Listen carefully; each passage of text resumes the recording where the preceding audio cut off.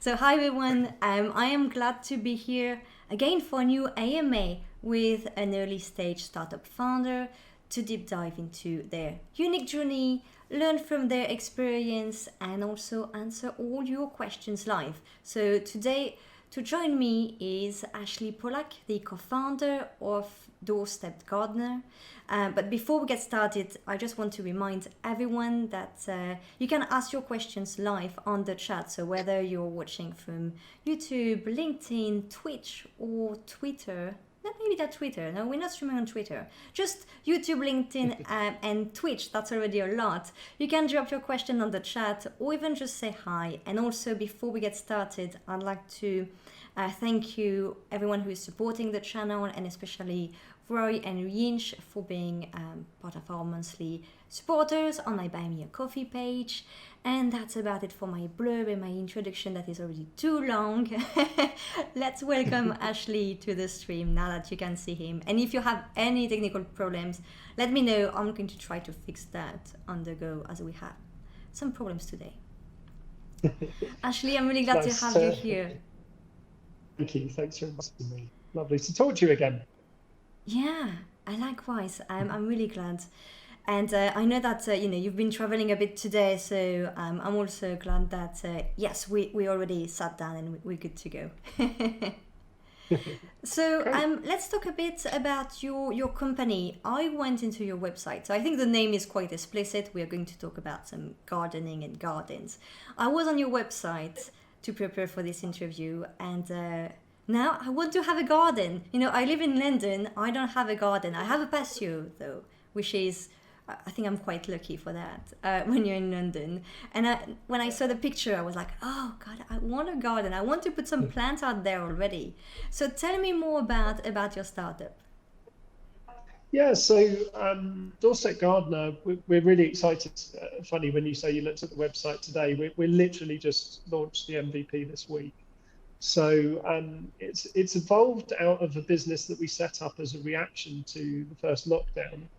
That was a garden delivery business that was set up in 4 days and ended up with us delivering nearly 1,000 orders across London in 8 weeks. But in the last year, since last August, we've been pivoting into more of a garden tech business. Then we've partnered with various organisations on the ground in terms of delivering on plants and picking them and the gardening and the plants and all of that. So we're focusing on the technology side of things. And what we've zeroed in on is the idea of helping you to define your garden personality. And so by taking you through a process, which, as I say, the MVP is launched at the moment with transparency as a type form with a lot of stuff that we do manually in the background. But we've been busy building a variety of AI modules that aren't plugged in yet. I have to do them manually. So there's an element of psychometrics, like a psychometric survey, artificial intelligence and data that we use to compile a profile about you. And from that, we're able to personalize a collection of plants to you. For someone like you that doesn't have a garden yet, what's really important to me as a brand in terms of what we stand for as a brand is we're as valuable to you, as inspiring to you, as evocative to you as to someone who's ready to buy from us now. So our objectives in our first year of business are to get about 500 customers, because our average transaction is about £1,000, £1,200. But I want to get 50,000 people on our email list, and to be sharing really content-rich editorial content all around how to inspire them to make the most of their garden spaces. So you said it started as a smaller project. Have you come across specific challenges turning a project into a proper startup? Because on your website, and I think maybe on LinkedIn, you've been sharing a lot of things on your journey, and I love that. So it has really helped me keep in touch with what you've been up to. And so I'm wondering if there have been any specific challenges going from, okay, we are reacting to a situation, so that's kind of already answering to a specific demand, but then I can imagine then when you think about the longer term and the longer plan ahead, it's very different when you approach a problem from the other way around, right? From the entrepreneur perspective, looking at the market, looking at the bigger picture, and also looking at the post-pandemic world, because when at the beginning of the pandemic there have been some gaps, but then also lots of people have been started looking for the after pandemic, and I don't know when this actually happened. Has it happened yet? Yes. I don't know. I think it's still going. I mean, 2 points on that. One, when you do something that's a reactive, start something in 4 days and then it goes a bit crazy. I did in the back of my mind, because in the second year of our business, that model didn't work because of Brexit, because garden centres were open. We did as I say, 900 deliveries in year one and like 100 in year two. And so I think in some ways, I remember sitting down with Jonathan, my co-founder, one of my three co-founders, and saying, well, that was good, wasn't it? At least I'll be able to say to my son, Daddy, what did you do during the pandemic? And I'll be able to say, I did this business. And then I took some time off in the summer, and then I thought about it more, and I was like, I really love this sector. It's the customers are lovely. It's such a sort of positive industry to be in. And there was something in what we did that I think has some legs, and that's when we started exploring what could this be. So this period of adapting and evolving, I found very, very fulfilling and not stressful at all, because nothing exists yet. We're defining something that doesn't exist yet. So being able to look at the market and go, okay, what did we learn from last year, and what can we build here that is unique? And taking our time to really test the value proposition and to have beta customers and to learn from them. We've got a current customer at the moment who's spent already over £1,000 with us, and she's about to order plants. I've been on the phone to her, it must be 4 or 5 hours she's given me of her time. I've just been fascinated to understand, how exactly can I learn from you? So I found it to be your really customer joyful base process. is very diverse, right? You have a very wide range of type of customers, right? It's not just one specific type of people, but actually people who have gardens. It's spread out to many kind of people, right? Yeah, I mean, from our research so far, I think there are 3 key areas for us. It's very much linked to property moves and property sales, and there's been a lot of that that's happened as a result of the pandemic, people changing their lives and looking at their lives a bit differently. So that is why I really want to make sure that we make the most of this season, because that's still a COVID effect, but it's still a big effect. I think there's definitely an area around people who are accessing their pensions or getting equity release, so people in their 60s and 70s. I think families with kids who are sort of 5, 6 years old, like they've got through toddler age, and then they're looking at their garden going, this doesn't work. And then I think there's also the kind of 30s, 40s professional who just doesn't have the time and would like someone to do this for them. But generally, we're talking to homeowners, not gardeners. So we want a little slice of the garden sector. It's worth 7.5 billion, so we want a piece of that. But more importantly, it's those people that look at their garden and think, I'd love to do something with this, but then when they go to a garden centre, they're completely overwhelmed. Everything has Latin names. They don't know what goes with what. Yeah. And so that's a problem we're looking to solve, and that we think we've landed on something that's quite sticky and engaging. I also understand that you are not based in the UK all the year round, right? It feels like first like a season kind of business where you have like potentially in winter time you will have less demand, but also it feels quite local in a sense that you need to coordinate with local nursery and local database of clients. Do you think that being outside of the country can actually give you a step back and looking at things from a different perspective and gives you actually an advantage for that?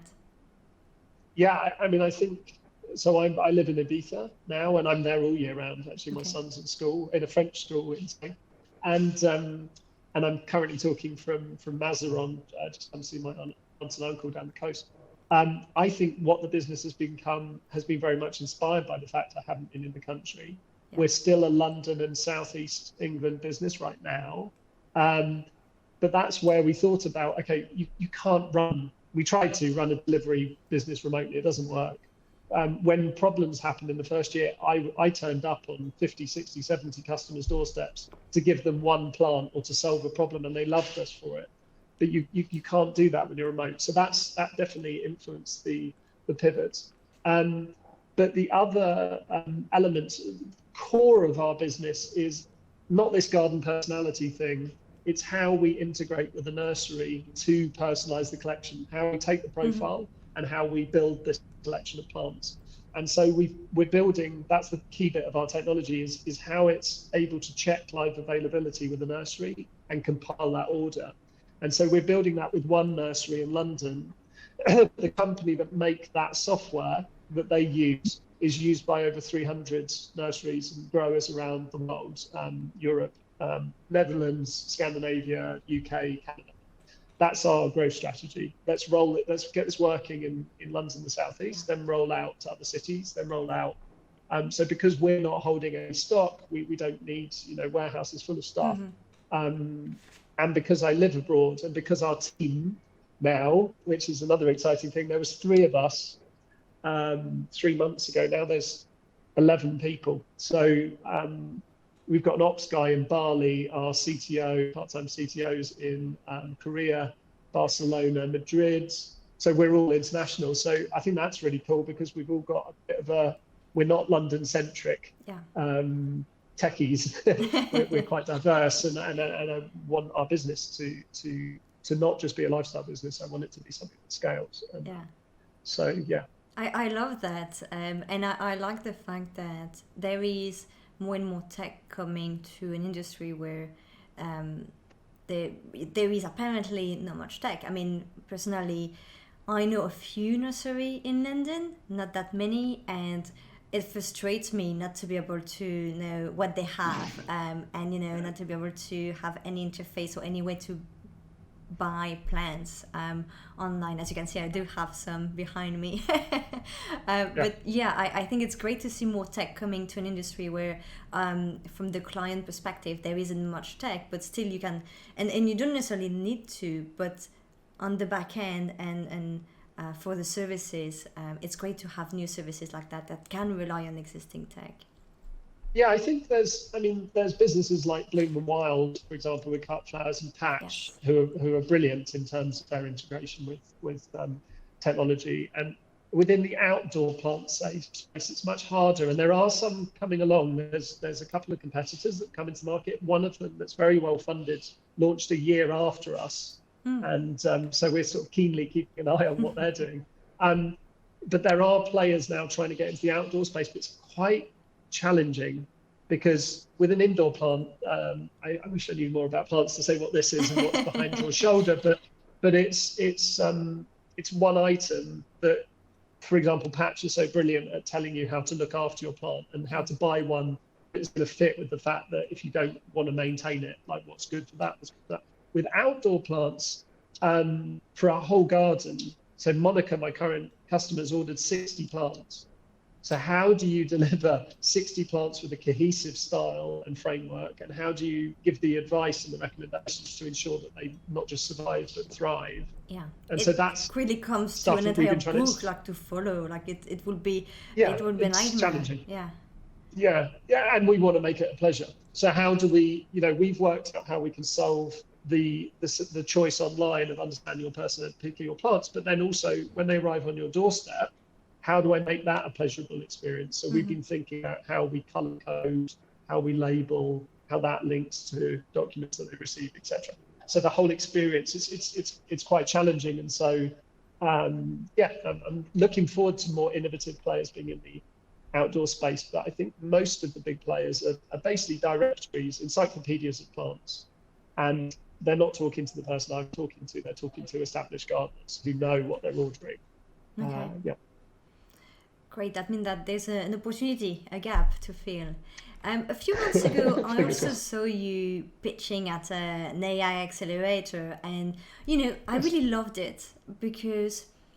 So what I really enjoy is really to see entrepreneurs getting curious about what they can do with AI technology, but not necessarily trying to turn their entire company into a deep tech startup, but just trying to see, okay, today, what can I do with this technology that will really benefit my customers? Because I understand my customers. I don't want just to use fancy tools, but I want to explore what could be the potential benefits. How did you get into this program? What was the outcome of that? Yeah, so we're working with Paltera and we've continued to work with them. Okay. Now, how did I come into this? I can't remember right at the beginning. I mean, I guess first and foremost, I'm interested in keeping an eye on progressive tech. So I'm very interested, for example, in LiDAR scanning and augmented reality. I think that could be very interesting in this space. I've got a LiDAR scanner on this iPad. I haven't on my phone. So it's not quite, and if our main customer is somewhere in their 60s, they're not going to have the technology, but that doesn't mean we shouldn't be exploring it. And so I think with AI, I was just like, I think there's some interesting, if we're going to automate this system and we're going to build up a profile of you, actually, I've just remembered thread.com and 16personalities.com. 16personalities.com made me start thinking about psychometric surveys, and Thread. If you took thread.com and 16 personalities and made it about gardening, that's kind of what we're trying to build. So it was probably inspiration.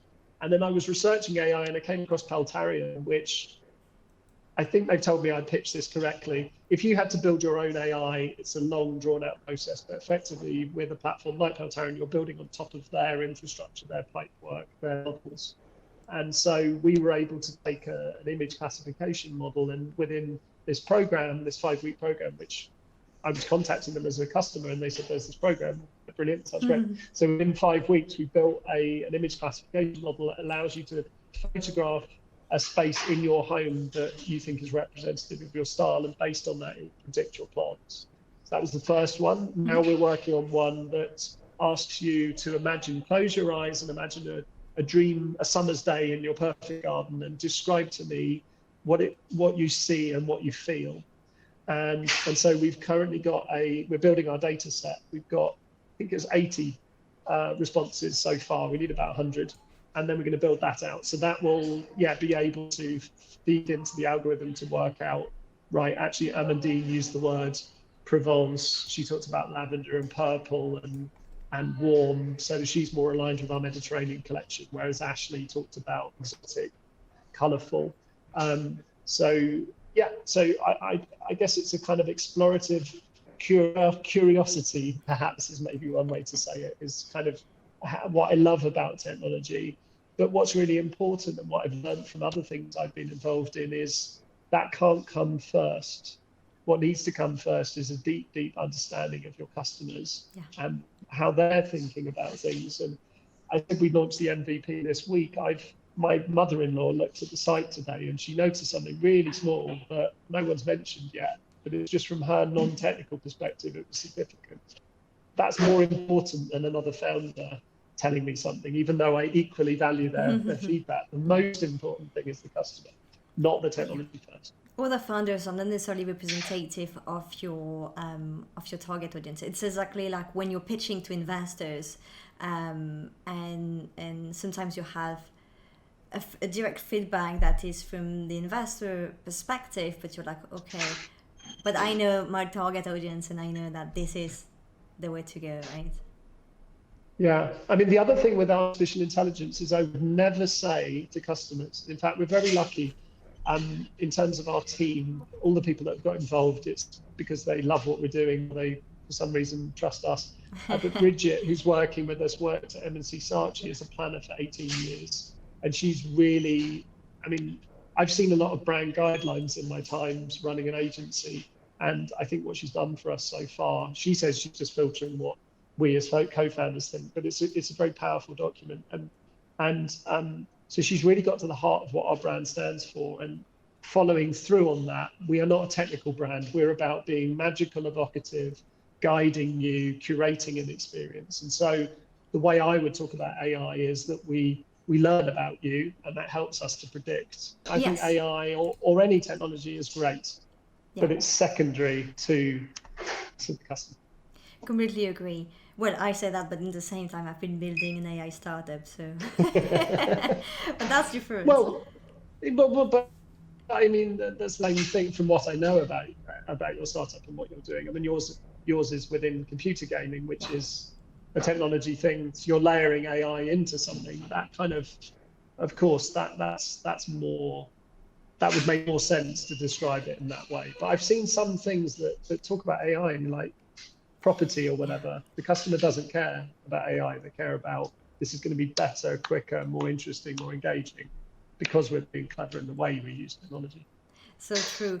Yinch asked on the chat, are you seeing more personalization in general, like the way Grace customized their snack boxes? Yeah, I mean, I think that's another point. It was Picasso, wasn't it, who said that great artists steal.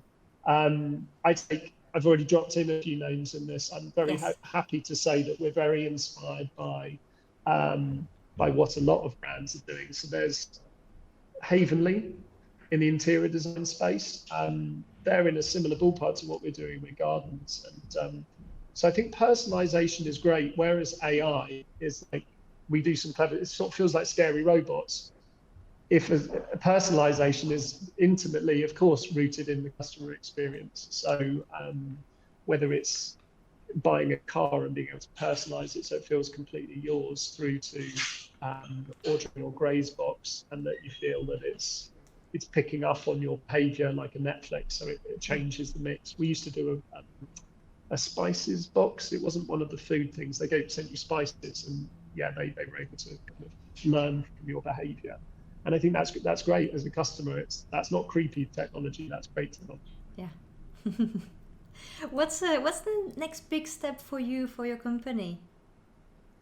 Yeah, the main thing at the moment, I'm pretty tired because I've done a whole week, did a 5:30 in the morning, Yeah. getting up at 7 in the morning day, which I haven't done that in a while. So we had this deadline to launch the MVP because we're doing testing. We won a Vodafone competition where they're doing some paid advertising next week, 14th of March. So we're Okay. testing before that. The main step for me at the moment isn't a step, it's juggling delivering on the vision whilst at the same time delivering on and learning from the MVP. And that kind of split persona, I've talked about it with a few founders, is quite challenging to get ahead because there's so much going on in the here and now. I could just spend all my time on that. But I've got to not lose sight of the fact that at the moment, our business in MVP is a type form with a manual back end and a manual sales process. What we're building is something that will create a profile for you that will be much more nuanced. At the moment, there are 5 collections. There will be, the aim is within a few months, there'll be hundreds of, if you and I had the same personality, we would still have a different plant collection, dependent on our color preference, dependent on our soil type. And we can't build that without building technology. So yeah, that's my main step, is how do I set up our CRM, do testing on all of this advertising and see effectiveness and refine all of that at the same time as building technology out, figuring out what our next website's going to be. That's that's the main challenge. Okay. Lots of things that are not just right and wrong answer. It's more about planning ahead, right? Yeah. We have another question, interesting, on the chat. How did you break through with the nursery? Oh, actually, no, that's a really simple one. Oh, really? So I'm very lucky that my 2 co-founders, one of them is my wife. She was, when I first came up with the idea for the business, the original reactive business, I had the idea. I'm not precious about, I don't care with other people having the ideas, but it was my idea. And then my wife had been the marketing director at Wyville Garden Centres that no longer exist, but it was one of the biggest garden centre groups in the country. And Jonathan, our other co-founder, has worked in horticulture his whole life, and I had done various film projects with him, so we knew each other well. And so that's where it started. It's all about relationships. So Jonathan is a lovely guy. He knows a lot of people in the industry. He just rated this particular nursery above all others in the south of England, and he just knows them to the extent that he does photography, and he had run some iPhone photography workshops for garden designers at their location. So yeah, it was very simple because it was just telling them what we're doing. I do feel a little bit that they've really bought into what we're doing, but we haven't proven it yet. We've put some beta customers through, but I'm talking about like 10 customers. So I'm selling this vision, and I do feel if we don't deliver to some degree on that vision, then it wouldn't get challenging as a relationship. I think they just give us less attention, because, so I think it's just being careful that you don't overpromise. I think in reality, they'd be really happy if we had an order a week from them. We're intending to do 10, 20 orders a week. So at the start. Yeah. So, but they'd be happy if it was one. Sure, yeah. Well, I guess for them, you're just a small experimentation, right? You're not a key player yet. So it's about kind of leveling up the other thing is that we're giving them a route to market they don't have. They are a trade garden supplier.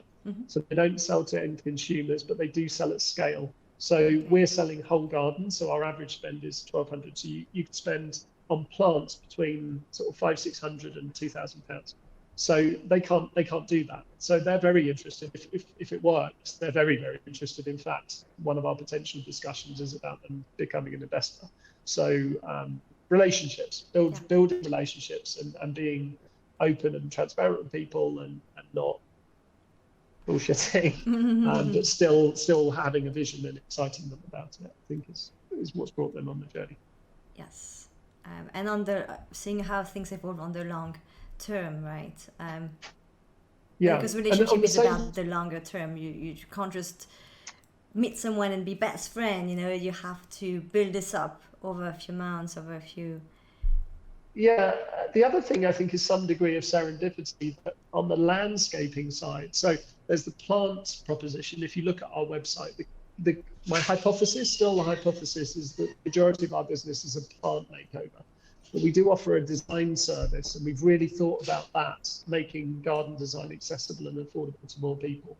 And we've got a head of garden design. We've figured out this process, but that's all working really well. But landscaping is the key thing with design. So our garden design service is £650 for a design. You go from a concept to a final design. But then you need someone to build it. And landscaping is really challenging. And also at the moment, very oversubscribed. It's very hard to find people. And building costs have gone up, etc. So hard to establish relationships. So with one of my beta customers, one of the first beta customers, I said, we don't do landscaping. We don't do landscaping. And by the way, it's really busy at the moment. So make sure you book someone early. And she didn't. And I think again was frustrated at us because it didn't work out. So even though we said we don't do that, it still didn't work out. With Monica, my most recent customer, I said, we don't do landscaping, but I'm happy to help you. Let's look for someone together. And Monica did this. She basically found me this relationship we now have. She wrote out to all the people on various websites, and some of them really fascinatingly, they criticized her design. Oh, no, that's not how we do things. That's not good enough. They were quite critical, which she took as an affront to her decision making. So that was fascinating how much she invested in us by taking part in our process. But she found this company, Landscape Machine.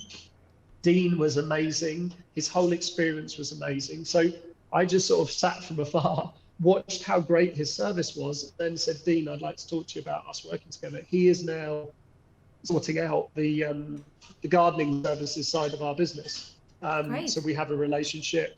So he basically, there's two sides to his business. At any step, so when you order plants from us, the next email you get when you get delivery is, would you like a gardener to come and plant your plants the day after they arrive? And his company is doing that across London. Okay. So again, another thing with the relationships is just sort of go with it, and maybe just don't try and get a deal too early and go, oh, I should have earned some money off that. Naturally, he got £15,000 of work. I could have said, give me 5%. I said, I don't want anything. Now let's talk. You've sort of shown that you're not just talking, you're going to provide opportunities. Yes. Hope that answers the question. Oh yeah, no, for sure. No, that's pretty nice. Ashley, you're not new to the stream. That's not the first time that I have you, right? Yeah. And I think the last time was in October 2020, if I Mhm. remember correctly. So back then you were involved in Yep. another startup, and well, I guess we can say you are a serial founder because before that you also created your own agency. So yeah, I know Ooh. Yeah, it I sounds don't. buzzword, but you can say that now. Yeah. You are a serial founder. So Yeah, I what's mean, I've never really thought that the running an agency was entrepreneurial, but I wouldn't say being an agency owner is being an entrepreneur, but it is entrepreneurial. It's the idea of building something out of nothing. So, yes, I don't think of myself as serial yet, but thank you. Yes. Yeah, well, I don't know, but it's quite interesting because when you look at your LinkedIn, we can see that there have been um, sometimes where you were involved in both. How was the transition? And I can imagine it's never easy to kind of take a step back from being involved in a company to be less involved. Yeah. I know that because I'm trying to sell my own startup, so I know what it's like to at some point say, okay, let's take a step back from that. Um, how was the experience for you? Yeah, I mean, to put it in context, there's an interesting kind of timeline of how my things cross over. So I've run my agency for sort of 10 years, and then I was starting to get a little bit disillusioned with that, and I wanted to be involved in building something. Mm-hmm. I used to go climbing with a friend, Dominic, who worked in cybersecurity. He started talking to me about this idea. That turned into a relationship we set up in business together while still running the agency. Then COVID came. That stopped my agency pretty much overnight, although it came back, and I've now got a relationship with another production company. So I'm still working on that a little bit. So then I was working on Cyber Alarm. With no money coming in or anything. And then COVID happened, and then I thought of this idea for Doorstep Gardener. So I did that just as a sort of reactive thing.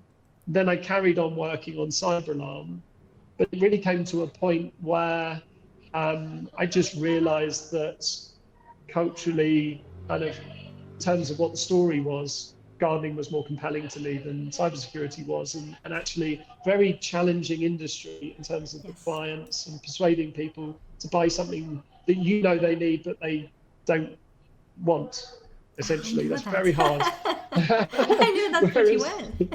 yeah, whereas with gardens and plants, it's easy. It's really easy, and so that just felt like a better use of my time, a more resourceful use of my time. So yeah, I'm Dominic's old friend, so I've made a real effort for us to keep that relationship together. And of course there are challenges because I have shares in the business, and how does that work out? But we're Yeah. working through them.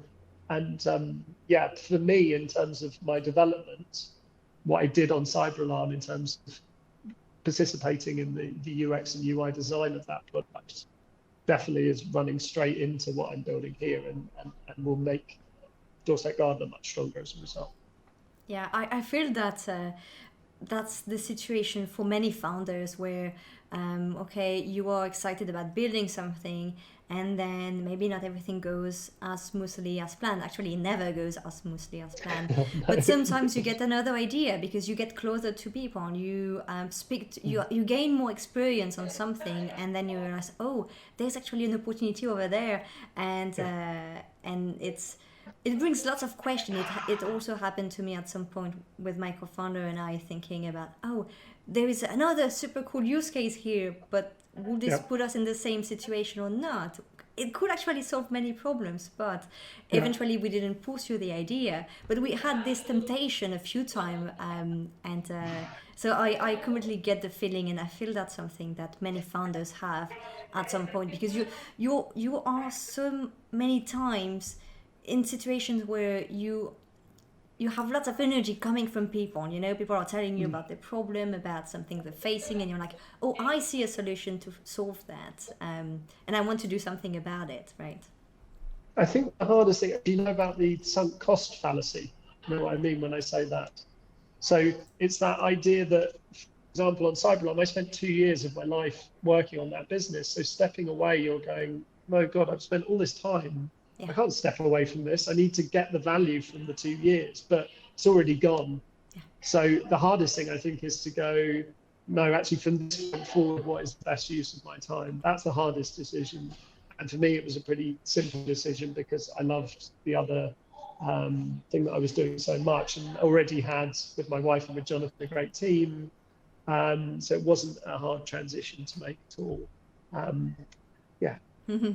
Another thing that you've been sharing and that I found extremely insightful on LinkedIn is that you've been sharing some posts on entrepreneurs' life and especially the kind of mental health, but you're not necessarily talking about mental health. You're talking about the difficulty of switching off, and that's something I've been struggling for a long time, not just as a founder, even as an employee sometimes. But I think it's great that you put some light on that, because everyone is going through that. I mean, most founders that I know are going through that, where you keep thinking about your business, and not in a negative way. Like some people, when they hear that, they immediately think about, oh, you are so stressed, you can't sleep at night. It's not just stress. Sometimes it's just about excitement. Excitement. Yeah. Yeah. So I would agree with you. I feel no stress. I'm not stressed. I used to get stressed when I ran my agency because I had, sorry about the noise in the background, I had people that I was working for, that I was delivering to. I think one of the things I'm finding that I love about an entrepreneurial life is you will never finish everything you're doing. There will always be something else, but you're in control of it.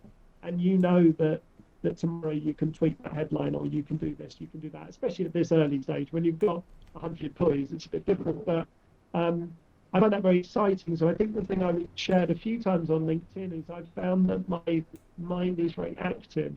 I'm not stressed, but I find it very hard to switch off. And I think the first post that you commented on was on my iPad. I got into creating music, and I had a really busy week. And in the same week, I created like 4 or 5 tracks. I was doing one a night, and I was like, this is just crazy. But I just couldn't sit and watch TV or something. I just needed some other output. That's what I was sharing, that kind of mental. But I think that it's great that you're sharing that kind of things, because there's lots of founders going through the same, but they don't talk about it. It's kind of the secret thing, right?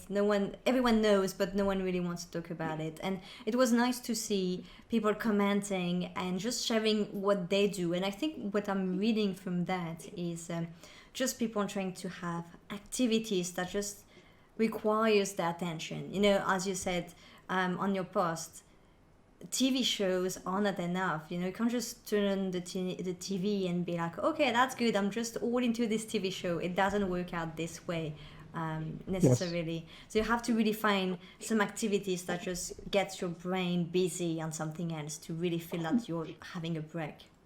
Yes, although where I got to is after a few weeks of that, I realized I was burning myself out, and I was particularly, my son is 5 years old, so what I was finding was I was working during the day, picking him up from school, getting him to bed, and then working till early hours, and then I was waking at like 6 in the morning because my mind was full of stuff and I wanted to get started straight away. I did that for a couple of weeks, and I was like, this isn't sustainable. And so what I've been doing recently is actively deactivating almost. So around meditation and using like body scanning and things like that to actually go, I just need to stop. And that means I'm actively going to have to listen to, there's some brilliant things on YouTube, I'll share them with you, whether it's sort of a body scanning meditation or a little bit of Tony Robbins and gratitude or audio journaling or something, just to have an output, but where you can stop, because you do need to stop. I noticed this week actually 2 founder friends who both had, in fact 3, who were like, I'm taking some time off. They didn't properly burn themselves out. And I imagine that's quite a common thing because people just can't stop. And we have to, as a human being. Yes. You need to get balance, and maybe with transparency and probably a bit open on a podcast. But when I was 26 years old, I got diagnosed with bipolar, and I had about 5 years of my life where I was getting on top of that. It was very challenging, but I was quite analytical in my approach with that. I ended up spending time with a neuroscientist who had bipolar, and I sort of explored it very deeply.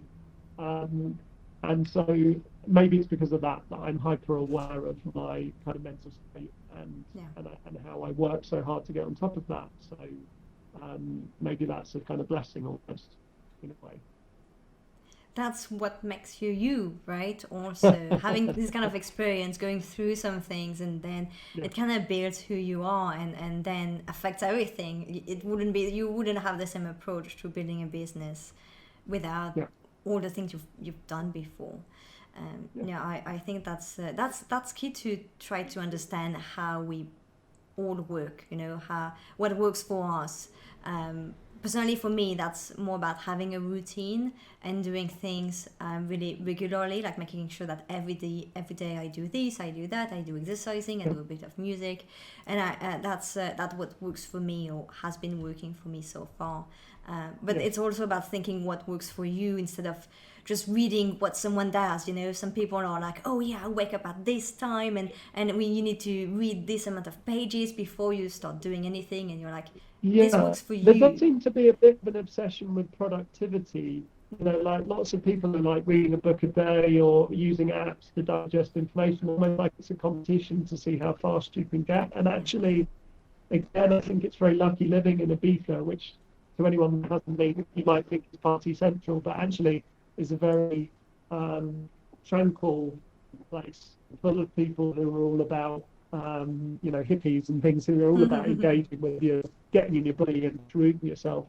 So again, I think the reason our business happened was down to me not being in London, not being busy, because I was able to do the kind of thinking that was the most valuable thinking, and that has nothing to do with productivity and cramming your head full of stuff. It's about clearing your head and having the space to truly think. And so, although I love a productivity hack, and I love stuff like another thing I'm really enjoying with Doorstep Gardener is applying things like silent meetings, and I don't know if you know about silent meetings, and the way we're using Slack, the way we're just building in little elements of productivity that are making a huge difference. So it's not one or the other. I think it's both. Great. Well, time's up, and we've made it through the end eventually. Thank you so much, Ashley. Is there anything you want to add before we wrap up? No, I'm any tips for founders or for gardener maybe? Any tips for founders or gardeners?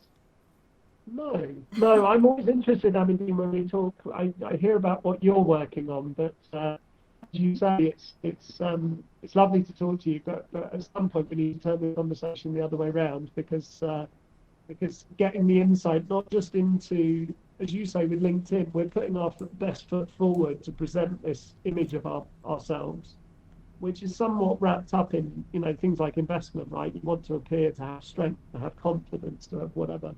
But it is always fascinating to understand sort of below the skin what makes people who they are, because that's what makes people a real success is the kind of deeper side of them. So anyway, it's a pleasure to talk to you. Off record, right? All the discussions you have just one-to-one, it's different. Yeah, exactly. Great. Well, we'll definitely do that. Thanks a lot, Ashley, for joining. And thank you, everyone, for being here and sticking around.